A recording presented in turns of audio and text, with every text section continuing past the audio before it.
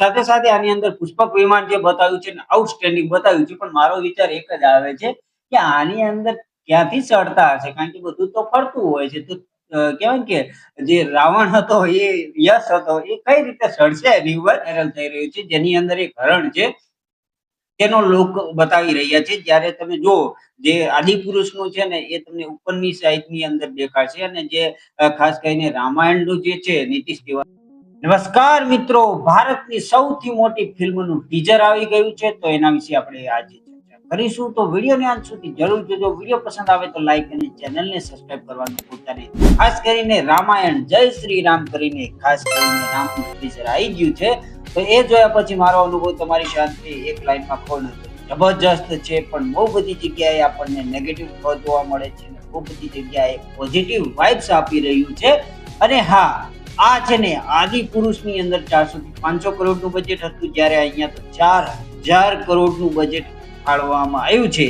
ત્યારે હવે જોવાનું એ છે કે આની અંદર સૌથી વધારે જે યુઝ થયા છે, જે સીન છે, સાથે સાથે જે ક્રિએચર છે, સાથે સાથે સિનેમેટોગ્રાફી, મ્યુઝિક ને બધું જોતા તમને ગ્રાન્ડ સ્કેલ ઉપર જે જોવા મળે છે. ખાસ કરીને 4000નું જે બજેટ છે ને એ કહેવાય ને કે એ પ્રમાણે આની અંદર યુઝ કર્યું હોય ને તેવું લાગી રહ્યું છે. હવે જાણીએ આની અંદર.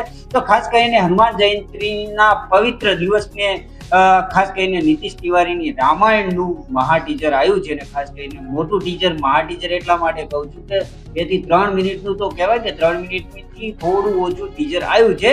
તો ખાસ કરીને જે આ ટીઝર આવ્યું છે એની અંદર શ્રી રામનું દર્શન થાય છે આપણને બધાને, અને આજ સવારે જ મેં જોયું. ખાસ કરીને કાલે રિલીઝ કરવામાં આવ્યું હતું ટીઝર, પણ આજે મેં જોયું. તે જોયા પછી મને એવું લાગ્યું કે ભારતીય સિનેમાની સૌથી મોટી ફિલ્મ આવી રહી છે દિવાળી 2026ના દિવસે.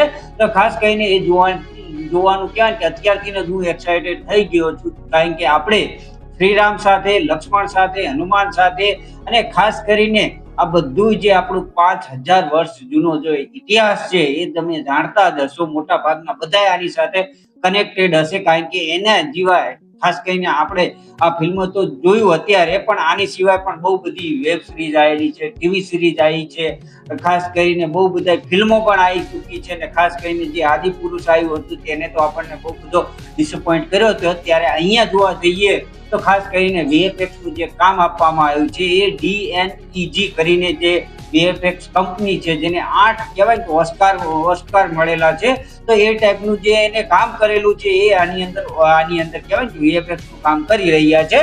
ખાસ કરીને રણવીર સિંહ છે આ રૂપની અંદર કહેવાય કે જોરદાર લાગે છે, દિવ્ય લાગે છે, અને કહેવાય કે મર્યાદા પુરુષ રામ છે એનું જે પાત્ર ભજ્યું છે ને તે લિટરલી આપણને ઘૂસપંપ આવી જાય એ ટાઈપનું પાત્ર ભજવેલું છે. શરૂઆતના અંદર જ તમને જોવા મળશે કે એક સીન છે કે જે સીનની અંદર જે વીએફએક્સ બતાવ્યા છે જબરજસ્ત બતાવ્યા છે, જેની અંદર તમે જોવા જાઓ કે આની અંદર જ્યારે પહેલો જ સીન આવે છે ને ત્યારે એક પંછી ઉપર કોઈક બેઠેલું હોય છે, ત્યાંથી જે કહેવાય ને કે એક બોમ્બ જેવું આવે છે, મિસાઇલ જેવું, અને એનાથી જે પછડાય છે. અને પછી જે ખાસ કરીને જે મોટું એક દાનવ પણ જોવા મળે છે. મને લાગે છે કે કહેવાય કે કુંભકર્ણ હોઈ શકે, કારણ કે મિસાઇલ કાંઈ હતો, પણ એની અંદર તમે જોવા જાઓ તો એના હાથમાં જે છે ને મતલબ કહેવાય કે હમઝાની યાદ અપાવે એ ટાઈપનું કંઈક અસ્ત્ર છે. તો એ મને નવાઈ લાગી, કારણ કે આપણા રામાયણમાં અને એમાં પણ ખાસ કરીને આ છે ને વાલ્મીકી ઋષિની જે રામાયણ છે ને એની ઉપરથી આધારિત છે ખાસ કરીને. તો હવે એ જોવાનું છે કે આની અંદર જે બહુ બધા ક્રિએચર બતાવ્યા છે ને, જેની અંદર બીજો એક શોટ છે કે શ્રીરામ સામે છે ને એક દાનવ છે, અને ખાસ કરીને એનું શરીર છે ને આમ કોહવાતું હોય ને એ ટાઈપનું લાગી રહ્યું છે, પણ આ ટાઈપનો આજ સુધી કોઈ દાનવ જોયેલો નથી, સાંભળેલો નથી, પણ આની અંદર જોવા મળે છે. તો હવે જોશું ફિલ્મની અંદર કે એ કોણ છે, કઈ રીતે આવ્યો છે, અને ખાસ કરીને શું છે એની પાછળનું રહસ્ય. સાથે સાથે શ્રીરામ છે એનો કહેવાય કે દાનવનો વધ કરે છે, કઈ રીતે કરે છે, શું છે શું નહીં, એ તો ફિલ્મની અંદર જ જોવાનું રહ્યું છે. પરંતુ બહુ બધી જગ્યાએ છે ને બહુ બધા ક્રિએચર આપણને જોવા મળે છે, બહુ બધી જગ્યાએ વીએફએક્સ નો યુઝ થયો છે. સાથે સાથે જે કહેવાય કે જે અસ્થિ વિસર્જન કરે છે, જે ખાસ કરીને ગંગામાં કે કોઈ નદીની અંદર, ત્યારે એ સીન છે ને એને પણ તમે જોવા જાઓ તો વીએફએક્સ થી ક્રિએટ કર્યો એવું લાગે છે. અને આની અંદર મારો નેગેટિવ પોઈન્ટ તો હું એ જ કહીશ કે આની અંદર સૌથી વધારે વીએફએક્સ અને એઆઈ નો યુઝ થયો હોય ને એ ટાઈપનું જ મને લાગી રહ્યું છે. બહુ ઓછા સીન, મતલબ કહેવાય કે નહિવત એવા સીન છે ને કે જેની અંદર આપણને રિયાલિટી બતાવ્યું, મતલબ હકીકતમાં તમે જુઓ કે પાણી છે એ VFX થી બનાવ્યા છે, જે ધૂળ ઉડે છે શ્રીરામ ઉપર ત્યારે જે કહેવાય કે એક ફાઇટ કરવા જતા હોય છે ત્યારે એ સીન ની અંદર પણ તમે જોશો ને તો ત્યાં પણ આપણને VFX જ લાગે છે, જેની અંદર જે ધૂળ ઉડે છે ને એના શ્રીરામના વાળ જરાક પણ હલતા નથી. તો ખાસ કરીને સૌથી વધારે આની અંદર જે યુઝ થયું છે ને VFX અને AI નો યુઝ થયો છે એવું મને લાગી રહ્યું છે ને બહુ બધી જગ્યાએ છે, ખાસ વર્ક ઇન પ્રોગ્રેસ પણ લાગી રહ્યું છે, મતલબ કામ હજુ બાકી હોય ને એ ટાઈપનું લાગી રહ્યું છે.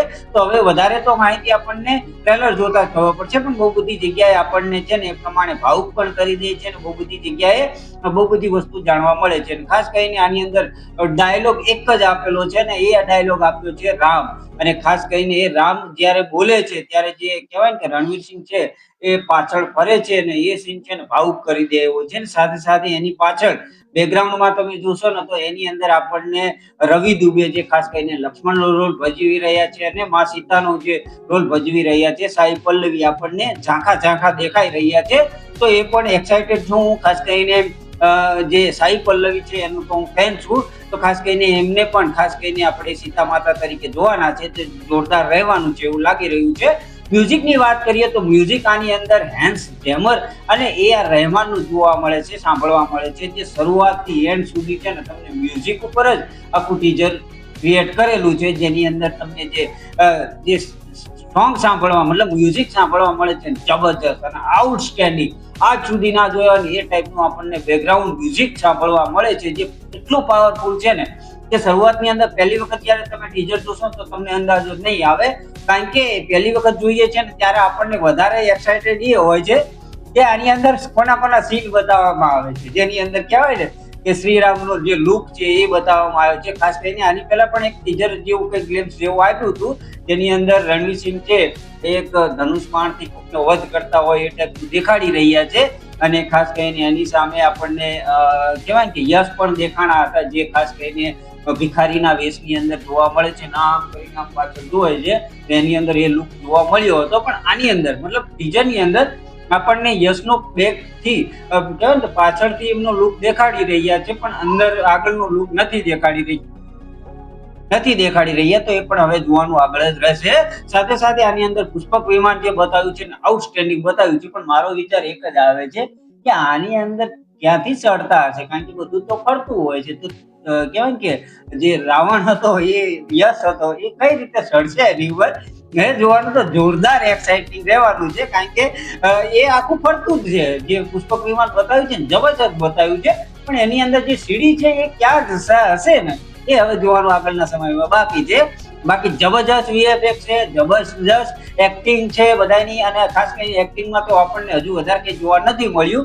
રણવીર સિંહ છે એ જોવા મળ્યા છે, ખાસ કરીને એની અંદર જે પહેલો એન્ટ્રી એમની થાય છે એ પછી જ્યારે ધનુષ ઉપાડે છે, જે માતા સીતાનો જે સ્વયંવર થાય છે ત્યારે એ ખાસ કરીને એ કિસ્સો પણ આપણે આગળના સમયની અંદર જ્યારે પણ ફિલ્મ આવશે ને ત્યારે એની વિશે વધારે ચર્ચા કરીશું, પરંતુ અત્યારે કંઈ આપણે કહેવું નથી, કારણ કે આની અંદર આપણને એ જ જોવાનું એક્સાઇટિંગ છે કે આગળના સમયની અંદર આ બધી વસ્તુ જે ક્રિએટ કરી છે એની અંદર પણ આપણને બહુ બધું જોવા મળે છે. જેમ કે પહેલા તો જ્યારે શ્રીરામના કહેવાય ને કે રાજ્યાભિષેક થાય છે, પછી 14 વર્ષનો વનવાસ થાય છે, અને ત્યારે જે જાય છે અને ત્યારે જે લોકો ભાવુક થાય છે એ પણ સીન આની અંદર મૂકવામાં આવ્યો છે, જબરજસ્ત લાગી રહ્યો છે. એ પણ એની અંદર પણ જોવાનું ખાસ એ છે કે એની અંદર લાઇટિંગનો જો યુઝ થયો છે ને એ ફાયરનો મતલબ આગનો ઉપયોગ કરેલો છે ને એક જગ્યાએ, ત્યારે એનો કહેવાય કે જે પ્રકાશ છે ને એ શ્રીરામ ઉપર જ પડે છે, બાકીના બધા મતલબ કહેવાય કે આગળ જે લોકો ઉભા છે, જે પબ્લિક ઉભી છે, અને ખાસ કરીને એની પ્રજા ઉપર તો કોઈ જ જાતનો ઇફેક્ટ નથી જોવા મળતી.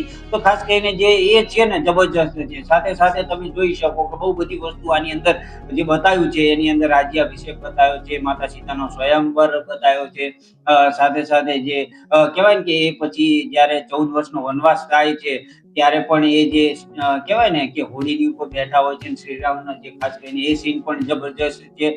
સાથે સાથે બધી જગ્યાએ જે એક્શન બતાવ્યું છે એ પણ જબરજસ્ત લાગી રહ્યું છે. અને વાલ્મીકી ઋષિની જે રામાયણ હતી એની અંદર જે ક્રિએચર, હવે કયા કયા ક્રિએચર ફિલ્મની અંદર મૂકવામાં આવશે એ જોવાની જોરદાર મજા આવવાની છે. પણ હા, આપણે સૌથી વધારે એક્સાઇટિંગ છે શ્રીરામ અને રાવણ, ખાસ કરીને એ બંનેની જે ફાઇટ છે એની અંદર પણ હજુ હનુમાનનું કોઈ જ જાતનું બતાવવામાં નથી આવ્યું. તે એવા આવનાર સમયની અંદર ટ્રેલરની અંદર જોવા મળશે. મતલબ કહેવાય ને કે સન્ની દેઓલ છે એજ હનુમાન તરીકે આવવાના છે. અને ખાસ કરીને કેરેક્ટરની બધાની વાત કરીએ તો સાઈ પલ્લવી સીતા માતાના સ્વરૂપમાં આવશે. પછી એની પછી જે ખાસ કરીને રવિ દુબે છે એ ખાસ કરીને આની અંદર લક્ષ્મણના રોલની અંદર જોવા મળશે. અને ખાસ કરીને આની અંદર બીજા પણ ઘણા બધા કેરેક્ટર છે જે આપણને આવનાર સમયની અંદર જાણવા મળશે. પણ જબરજસ્ત ટીઝર છે અને ટીઝરથી કહેવાય કે ટીઝરનું કામ જ એ હોય છે કે લોકોને ટીચ કરે. અને કાલથી હું જોઉં છું કે બહુ બધી જગ્યાએ એના વિડીયો વાયરલ થઈ રહ્યા છે. બહુ બધી જગ્યાએ થોડી આદિપુરુષની સાથે કમ્પેર પણ લોકો કરી રહ્યા છે. તેની અંદર બજેટના મામલામાં જોવા જઈએ તો આનાથી કેટલું મોટું બજેટ છે. મતલબ કે પેલાનું 400-500 કરોડ હતું, જ્યારે અહીંયા તો 4000 થી વધારે કહેવાય ને કે બજેટ આની અંદર ફાળવવામાં આવ્યું છે. સાથે સાથે વીએફએક્સ પણ જબરજસ્ત જોવા મળે છે.